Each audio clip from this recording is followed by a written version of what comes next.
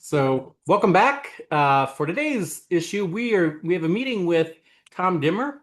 Tom is a classmate of mine from the class of '87 at Benton Community, and Tom was involved in everything. I believe that I know of at Benton, he went out for it. So, the lesson or the what we're trying to get to today is what is the difference between the lessons you learn in being a student athlete versus being a student involved in the fine arts world. So. Welcome to Mike. Welcome to Tom. Howdy. Hey, thanks for having me, Steve. So let's start. Mister. Let's start with that, Tom. What all were you involved in high school? Um, I did football, a little bit of wrestling. Never did basketball, just too darn short. Yeah. I actually ran track, I think my freshman and sophomore year. Um, we did pretty much all the fine arts. We did play, we did speech, we did, boy, like you said, I don't know if there's many things I missed. I didn't do 4-H, I didn't do um, some of the agricultural stuff. But other than that, band, choir, we did it all. And I had a great time in high school. But I mean, you by doing all that though, you had obviously in the sports we refer to anybody leading a sport as coach. So Mm-hmm. obviously you had several coaches from football and wrestling and track, so forth. And then within the fine arts world, we we refer to obviously Mike is referred to as director. But like honestly, what title like how do you even refer to somebody who's leading you in band? Like is that conduct like what do you I don't even know what terminology because Mike and I did an early episode of this where we talked about the importance of a title or the lack of importance of a title. So um, so I'm like, and so number one is like literally, what did you call Carol Trello and Steve Ness? I think was his name with band. What were their titles that they went by? I think generally it was always director. So that's the interesting part in fine arts. You had the band director, you had the choir director, or the conductor, depending upon what type of choir you were in or what type of band you were in. I guess if they're a little bit more upscale, is probably the conductor. But most of them were usually band directors and choir directors. So that was interesting between all your fine arts, generally referred to people as directors, as compared to sports where it was always coach. So I found that interesting because directors basically tell people what they want, and so do coaches. so, Yeah. but yeah, so but that I did find that always interesting that all the fine arts were pretty much directors. Actually, I don't know what we would call the speech side, Mike. Well, in the That's a speech contest world, we're called a speech coach. They are called yeah. coaches. But So it's interesting that you talk about their directors or coaches, but an athlete coach, you address as coach. mm-hmm. Coach Jones, right? Coach Donald, Coach Bill, Coach Yep. Logan. And a lot of times it was just shortened, well, Coach did this and Coach did that, which is kind of an interesting thing, that it wasn't Coach Logan did this, it was, well, Coach did this and Coach said that. But you never talk about Director Trello or Director Ness or Director Pites. And frankly, in the speech world, you don't normally say Coach so and so, even though they're called a speech coach. We're usually just called either by a first name or Mr. Pites or Mr. P, or you may remember back in the day I was called Squish by the kids, which goes back to Jim Miller and a story we don't need to get into, why they tagged me as, Papa Squish. It started as Squish and then became Papa Squish, or maybe the other way around, but was never Director Pites. Yep. Yeah, it's interesting thing about use of titles. There's a title for your job, but not necessarily a title with your name. Yep. And definitely that because what I think part of that is in sports. I think the hierarchy was probably more rigidly defined. That was one thing about sports that was probably different is your hierarchy could be extremely rigid as compared to fine arts. Everything was a little bit more, even though there was definitely a defined hierarchy, if you will, it wasn't rigid, which I think that's part of one of the reasons I gravitated toward it is because in sports, everything was so rigid. And it's like, well, you really didn't get creative in sports. Here's your job. do it well. That's awesome. But as far as being creative, there really isn't a whole lot of opportunity for that. You're going to either go tackle the guy, go get the ball, whatever. So you had your assignment. Do your Yeah. assignment. But unpack that thing about the hierarchy and the rigidity of the hierarchy. How is that structured? So everybody has an extremely well-defined role. Not that you don't in fine arts, but if you don't pretty much stay in your lane, everything kind of falls apart. So if you don't stick with that rigidity, then everybody's got their position, their function, and to make everything all work, everybody needs to perform their function extremely well. Versus when I was in fine arts, you had a little bit of leeway. You could actually, not that you didn't cover for the other guy in sports, but you could play off of whoever you were in a scene with or whoever you were working with at the moment. You could have some spontaneity and some interplay that was a lot more forgiving, that you wouldn't fail if all of a sudden, okay, maybe I didn't catch my line or whatever, the other guy could pick it up and we'd just keep on going. And unless you knew the script, nobody ever knew that you screwed up. But if you didn't do a function on the team, yeah, everybody knew you screwed up. Well, that's interesting because Steve, and you didn't experience this too much on stage because you're basically one of my speech kids, where you did your thing pretty much in an individual speech contest event, but in a theatrical event, in a play, and it happens in speech, but it doesn't have the symbiotic thing that you have in a play. And there's got to be some symbiosis in athletics too, right? Everybody's doing their job, and when they all do their job right, it all meshes and the play goes well.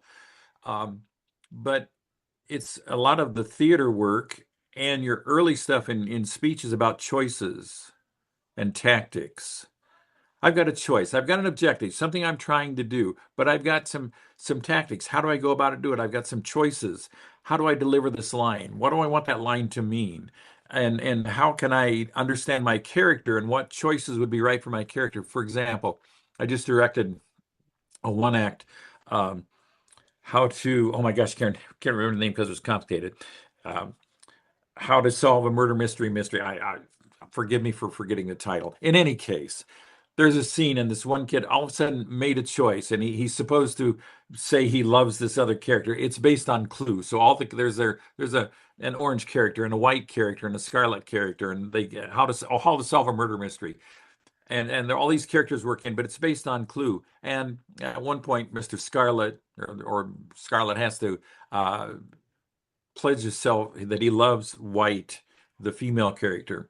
And all of a sudden he just decided, well, if I'm doing this line, it will work if I get down on my knee and propose. That's a choice that the actor makes. The director could say, try this, but sometimes the actor is going to find the choices. And that's where you're right. You have that liberty to get creative, Tom, that you're talking about.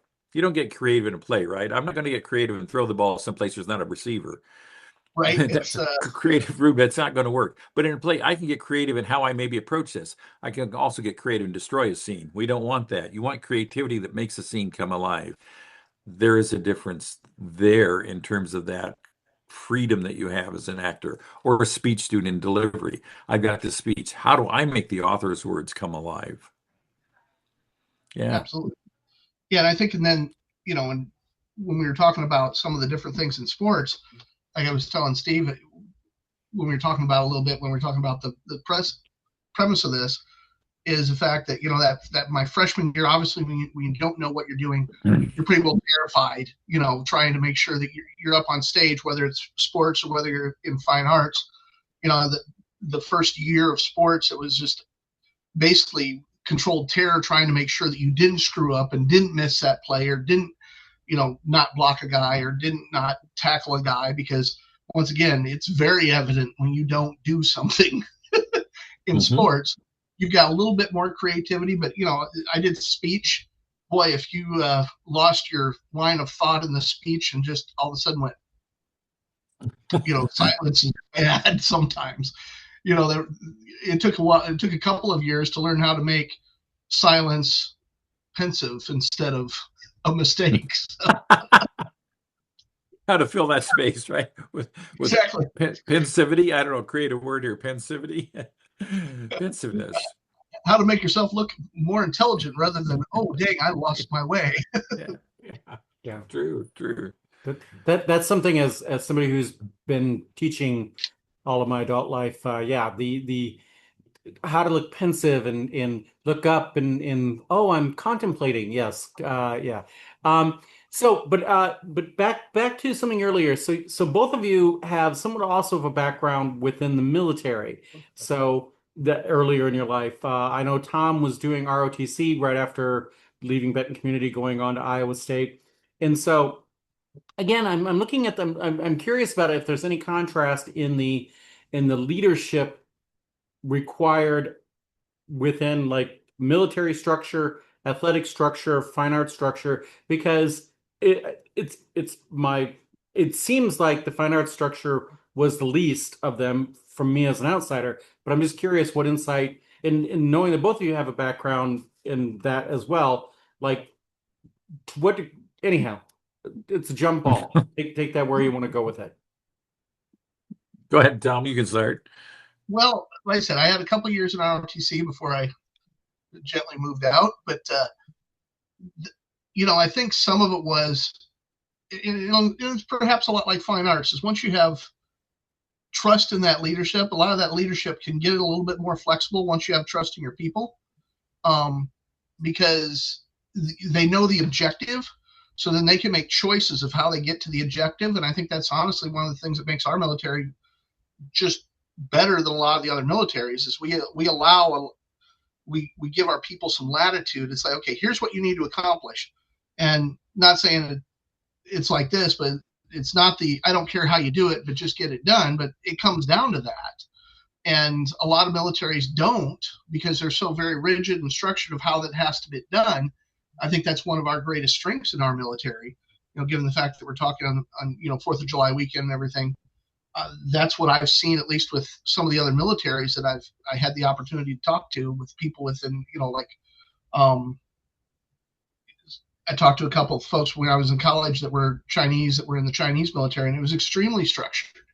You didn't get to determine how you would approach the objective. You would do it exactly the way you were told. There was no creativity there. Now, this is, 30 years ago too. So, but, and I think that's one of the things that once you start to trust people, and then I think comparing that to even to the fine arts is kind of funny. Once you've got that trust in your actors and trust in your people, I think you let them have a little bit more latitude. It's like, okay, here's where we want to get to. You might take that and go off on a little side tangent, and then come back to it. And like you said, sometimes it makes it good, sometimes it didn't work. So, but I think that's what I saw with the military. And those things in the arts with choices is that, yes, when I go judging things, speech contests and acting or musical theater and so forth, is that don't take the first choice. Don't take the easy choice. Explore a lot of choices on how I can deliver this line, how I can relate to this character, and then find the one that is most effective. And it's not necessarily about good or bad, it's about effective. I mean, and that may be just semantics, right? Effective, does that mean good? And not effective mean bad? I don't know. It could be semantics, but you're looking for the most effective way to deliver that, to get the reaction that you want from the audience, from the other character, to make it, above all in the arts, in theater, real, believable, not hokey, not phony, not like, oh God, they're acting, big A acting, right? No, it should be real and believable. I'm thinking, I don't want to go down a tangent or rabbit hole, but if you ever can read about the Bataan March, that whole rigidity in terms of the Japanese army killed thousands of people in Bataan March because they couldn't deliver bad news upline. They couldn't tell their supervisors something wasn't going right. So there was a rigidity there in that military at that time that really was a horrible thing to deal with. And I think rigidity probably in World War II with the German army and so forth, that, you had to adopt a particular point of view. Yet we know perhaps sometimes there are soldiers who make choices, on the spot that end up with the Medal of Honor because they made a choice to put their own life at risk to save others. And that commitment, that creativity in that situation served the mission and the accomplishment. Yeah, maybe there's a difference between, accomplishing a mission or maybe not. getting a show on the stage to deliver what you want. The mission is to make it as real as you can. I'd never thought of it that way in terms of mission. Mhm. Um, and I know that Well, I at the think end, I've developed and learned things over the years in being in the industry and directing and approaches and giving actors a safe space. They didn't talk about a safe space for actor choices when I was in my training, but that's certainly something that becomes important now because, boy, there's nothing more vulnerable than putting yourself out on stage to not be literally shot at, but perhaps to be figuratively shot at sometimes, to let your own vulnerability show and feel safe in doing that because your director and your other actors have created an environment where you can commit that way and be very vulnerable because there's a ton of rejection in the theater, in the arts. There's a ton of rejection, and you've got to be able to deal with that and not take it personally. And sometimes making those choices as an actor to be very honest and very real with your feeling means you have to be in a safe space so that you can do that. And then when you're comfortable with your actors and your directors, then you can maybe do that for an audience, and that's when you see really good theater. see, I always thought when I first started out with you, the drilling when we would get down to the end, like Mhm. that last week or two before the show, the amount of drilling that we did, hitting the marks, doing the stage changes, doing all that, it was very similar to what I did a lot in the military. This was all training, and and it was basically you train it, you train it, you train it, so that way if there is something that goes wrong, you just keep on going. Everything You know, goes, and you keep on doing it. So there's a lot of, and I think that's perhaps just universal. The more prepared you are, the better off things go. yeah, yeah. There's nothing more worse than being on stage with somebody who don't know what they're going to do, right? They talk about you don't want to be on stage with a drunk because you don't know what they're going to do, and that's threatening, right? W.C. Fields talked about children and animals because you didn't know what they were going to do. You shouldn't be on stage with them. But yeah, I think I chuckle now when I direct that. Something I've said probably a million times is, okay, one more time, one more time, one more time, and you realize you experience that, Tom, Oh directly yeah, that, yeah, okay, we're going to do that one more time. No, it's not the last time yet. One more time to make sure it's right, so that you can hit your mark and do it yeah. I think like we 50th planned. time, I think after the 50th time I heard that, I was like, he's lying. Yeah, it's not one more. Yeah. Come on, I No, Steve, you're the he's fly on the wall. What's your question there? Well, I never thought of because again, the only major thing that I ever did was doing the props for Grease, and I never thought about the fact because we did. I mean, because I don't remember what criteria you gave us, but each changeover had to happen within a certain number of seconds, and Mhm. so we drilled that over and over again. Those of us who were doing the stage setting changes. But I guess that is in some ways like doing something within the military, something within athletics. I never thought of it that way. But that's Yeah. that's literally why I want to do this talk is like what are the similarities and what are the differences? So that's why I want to do this. Well, and that's true. I mean, I saw production years ago. It was Paint Your Wagon, not a terribly well-known show. Um, they call the Wind Mariah. It's probably one of the best known songs from it, or the only known song from it. But they had a number of scenes, and I swear they were 4-minute scene changes. Like everything just stopped. And then the music played over and over and over and over and over again while they changed the scene, rather than that sense of fluidity that, you've got, I don't know, 6 bars, 8 bars, 16 bars of music that you got to get it changed in, and then you got to be ready to go. Um, and that means that everybody, from the actor through the props to set people have got to be ready to do their role to get it on there, just like everybody on the football team has got to execute their assignment, right? If you don't open that hole, the runner can't get through. You've got to make that space there for them to get through. If you don't, they don't get through. Um, and that's why I hate things like the curtain goes down and the actors don't move immediately to a curtain call. God, I don't know. You're an audience member. As a director, I hate it when you get this applause and then the applause dies out as they get ready for the curtain call. And then the curtain opens, curtain call, and they applaud again. It's like everything just Keep stopped. it going. No, keep it keep it. going. Keep it going. Keep it going. Well, I would As soon as laugh the because, curtain shuts, get in place, open the curtain, and let's move right to the curtain call. yeah, because I even just a few years ago, my wife and I went to a couple productions in Dubuque and a couple up in Minneapolis, and I'm like, they need to talk to Pites about his stage discipline because they weren't moving fast enough, and I'm like, oh, he'd be like throwing something at them.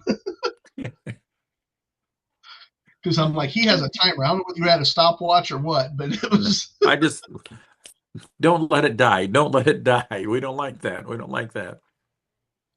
Yeah. But I think that was a very similar thing, though. Like I said, with the football and with the military and everything, it was all about discipline. We probably won't refer to it as much in the fine arts like that, but a lot of it truly is a discipline.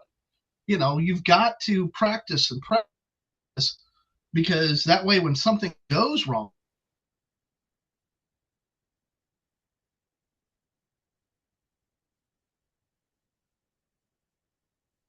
You guys are frozen on me. Okay. Are we going You good? there? Yeah, sorry. Okay. Where I lost you, Tom, is you saying when something goes wrong, and go ahead. The discipline of everything is once you practice and practice and practice, when something goes wrong, you can pivot and get right back on track. And that's not unique. I think that's pretty much a universal thing for anything that's successful. It's whether it's business, whether it's military, whether it's sports, and at least from what I've seen, the older I get, the more I realize that a lot of things are pretty much the same story. Insert whatever widget you'd like. Right. Is if you have the discipline to go through and practice whatever it is that you're trying to get done and prepare. And, everybody sometimes they would call me lucky in high school. And I was like, well, I work really hard to be lucky. So, that's always the thing. It's like the people that, you see the band people that they call overnight successes. They're like, well, it only took us 7 years to get to an overnight success. 7's fast sometimes, right? Well, right. Yeah. Yeah, exactly. I'd never thought about those parallels that you've got the arts, you've got business, you've got the military, you've got sports, and you make a good point there. Read Hemingway, The Old Man and the Sea. He talks about it's better to be ready than to be lucky. You've got to prepare, you've got to practice, you got to be ready for that fish. Being lucky is nice because when luck comes and you're ready, it goes very, very well. And that's the point. You do that. And in the arts, you may talk about rehearsal discipline. There is rehearsal discipline. You don't screw around, you come into work. You may think in the arts that it's different because on the football field, you're going to get yelled at, you're going to get thrown out, you won't get to play whatever. You're hot, they're going to push you very hard. In the arts, you're not pushing the same way. You've got to bring sometimes your own discipline because the relationship may be a little bit different. Certainly in the environment's a little bit different. But in both places, the director should be trying to find the best way to get the best performance out of their performers, actor, team member, whatever. What's the best way to get this to work? Yep. And I think that, in sports, I think they're probably a little more emotive about it. You mean like yelling at you? Yeah. Yeah, exactly. Emotive. That's such a euphemism. Yes. Actually, I had a coach that it was funny because I was short. I was probably one of the shortest guys on the team. I've had 2 or 3 clipboards. Now, I was wearing a helmet, but it was always very impressive when the coach would grab a clipboard and break it over my head. It looked really good, and it would get everybody's attention. I think that was something I saw recently. It's like the way you change people's performance is you have focus and attention. Well, that was one way of getting focus and attention. So, Were you warned, or did it just happen? Because I don't think you'd want to do that today. They were very frustrated about we were not performing something well, and yeah, it was just I just happened to be at the right height, and It fit. Yeah. and of course, everybody's eyes got really wide. I think we were sophomores, so we weren't really far into it. So everybody's eyes got really wide. They're like, "Holy crow, you just whacked him!" And I'm like, oh, "I had a helmet. I'm good." But Tom, that's you. Because when I think about kids, one thing that I remember about you always had a positive attitude. You always quick to laugh. You were always smiling, and not when you shouldn't be, right? I've seen people smile on stage like, would you get in the scene? Come on, pull yourself out of that and be there. I love the fact that when I think about Tom Dimmer, it was a kid that would always smile, always had a can-do attitude, and never came in, I don't know, the crappy attitude. I don't know, your life could be crappy that day. And with high school kids, it's hard to check it at the door, but sometimes you have to check it at the doors, the stage doors you walk in to come into work, and you always did. And I appreciated that. So Well, I I think, go was ahead. fortunate to have great people to work with. Honestly, I look at a lot of our classmates, Steve. We got along good in general with a lot of different people, and so I felt very fortunate, that I didn't have a lot of the teenage angst or anything like that I had to go through, because it was just, I was leading a bit of a charmed life, and I think part of that had to do with being involved in everything. Is because and I still believe this to this day. We had some new fine arts teachers at the school where my children were at, and I told them, I said, and everybody at the school was like, but I'm like, children will go as far as you push them to, not to push appropriately, right? But they are like little wedges of putty, and just keep pushing them, because they have so much more potential than anybody wants to allow. And Anamosa was a school that our tax base is fairly low, and we have a lot of kids they're not from very great homes. And I'm like, you know what? Just because they're poor doesn't mean they're stupid or untalented. Push them; they will respond. Kids are awesome that way, And that was, I did some coaching, I did some stuff there at our schools, but that was one thing I never felt we did enough of. It's like, gosh, if you would coach and push and do it positively, they'll respond. Especially if it's like I told my kids when I did some archery stuff. I was like, a coach will never tell you something that will move you backwards. Their whole goal is always to move you forwards. I said, they want you to be better if you possibly can, better than they were. I said, because that's success. I said, of a parent, a coach, you name it. That is where it really comes down to. That's our legacy. We look at somebody and go, that one I got through to, and it's like, yeah. And I've told actors any number of times that, and actors sometimes act like, well, why do you want me to do that? Or I don't want to do that. Is that I don't know any director, any coach who would ask you to do something that they thought, like you said, would take you backwards. Anything I suggest is to help you look better. So you are your best, you look your best. So the end product is the best it can be, because right now it's not where it should be. I'm trying to push you. I'm doing that, like say, shape the putty, trying to push the student to get over themselves, get beyond the limits, to free them up, to move them beyond so that they can achieve more. And that is exactly what I think a coach and a director, music, theater, whatever, speech, business coach, somebody trying to get people to understand supply line or logistics, right? Steve, that's what you want your people to do is to deliver the best product they can in the most efficient way they can. And I think teachers and directors do that. I really think you hit it right on the head there, Tom. Now, and like I was telling my kids when they were going through it, I love my children, but they were never the fastest kids or the strongest kids. So their opportunities to play sports a lot were usually not great. But I said, but as long as you're coachable and you listen and you learn and you show up, you're still ahead of 80% of the people. If you just listen, learn, and show up. Mm-hmm. Boy, it's amazing what you can do, because you can't fix something if you're not there. And you just can't fix anything if you're not there. If you show up and you're listening, it's amazing what you can accomplish, even if you're not talented. And if you're trying. Yeah. If you're trying. I said, I've had people that I would rather give me a person that's, eventually you need some talent, but you can take a person without talent a long ways if they will just listen and learn. And that's the one thing I always told my kids. I said, I look for the people that are potential. I said, usually the people that are like the top 1%, they should be either running it or owning it. And I usually don't bring those people in to work with, because they're already beyond me. I said, then that top 10%, the bottom of that 10% is people that are still willing to listen and learn. Those are awesome people to work with, you know. Kids don't understand sometimes, why didn't I get the role? Maybe because you don't understand that you're auditioning in everything you do.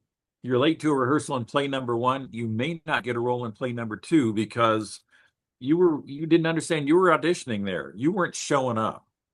You weren't proving that you wanted to listen, learn, and move forward. Then all of a sudden it's like, I'm not so sure I want to do that for you. If you don't put out, and with athletes it's tough because you're putting your physical body on the line so often. If you don't put out in your freshman year, maybe the sophomore coach isn't so willing to give you a starting position.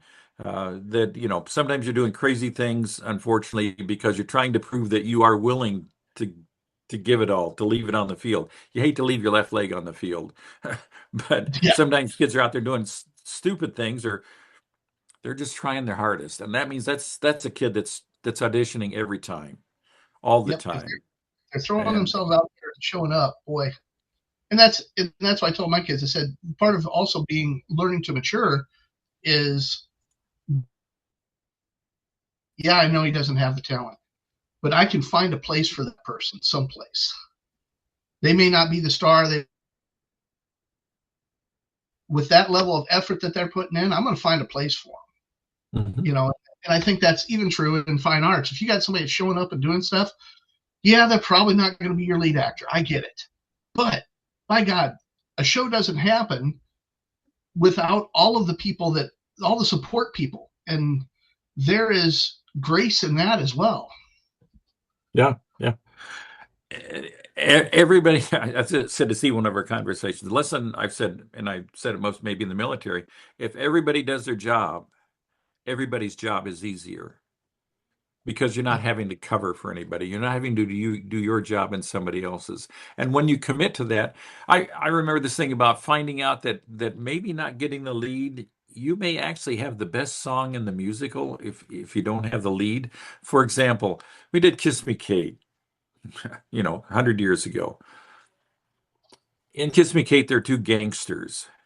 And they do a lot of standing around because they're just these gangsters that are hanging around and being a threat, right? This play's got to work, and we're going to make sure we do it because the big boss says it has to happen. They have the song Brush Up Your Shakespeare, which Noel Coward loved to write endless lyrics, and it's got the most wonderful play on words with Shakespeare titles. Ross Peterson was one of my gangsters, and I can't remember who the other one was, but Ross stays with me because he said to me after the show something to the effect of, "Mr. Pites, I was so disappointed when I got that role. I didn't think it was going to be very good. But when we did that song and the audience reacted like they did, I understood that was a pretty good role. That was a really good role because Brush Up Your Shakespeare is one of the best songs in the whole show because it's so fun. And the two gangsters get to do, I don't know, 5, 6, 7 encores that they just go off the stage and then come back on and do a whole play on words with Shakespeare titles. Um, it's showing up and understanding that, gee, if I do my best, then the show will shine. And that's my role to my teammates, my co-cast members. Yeah, I think that was, well, even with a lot of what I did in fine arts, I understood that I probably wasn't leading man material, but I enjoyed it. I enjoyed the side roles, because if you could take one of those side roles and make people remember you, that was so much fun. I didn't have the pressure of the lead person. That was great. I could just take this little itty bitty role and just have a ball with it and still be great. In Greece, you were Duty. Yes. How do I remember that? I mean, I can't remember all the shows I directed, but some things stick with me. Some things stick with me. Yeah, Yeah. exactly. I mean, it was all those small roles. And I remember when I first was going in our freshman year, and that was the first time, of course, I was in football and fine arts, and of course, all the sports guys were like, you're in a play, aren't those guys a little different? And I'm like, hey, I get to spend I think it was 2 or 3 acts laying on Eva O'Brien's lap. So I need to thank Ava for saving me, because that was the saving grace. They're like, oh, you're right. I'm like, there you go. Well, talk about small characters. Just one example, because things do stick with you. I remember a high school show. I saw a production of Footloose, and one kid has a minor role but sings "Mama Says." If you see the show, you'll understand. He was stellar. I thought he was one of the best things in the show from that one song. He was not a lead. He was one of the minor characters, but he gets a starring song to do. It was terrific. And that's something you got to find. Where am I? Hey, I need to shine where I am, right? I got to bloom where I'm planted. And if you do that, be proud. Be proud. Well, How are we doing on time, Steve? Literally, we're down to less than a minute. So I want to thank both of you. We can pick back up a little bit in a private chat, whatever. But it was great. I definitely learned a lot about. Actually, what I learned is that things are more similar than different. I was expecting to hear more differences. So I appreciate that. all right. Fun to Well, thank you. explore. Okay.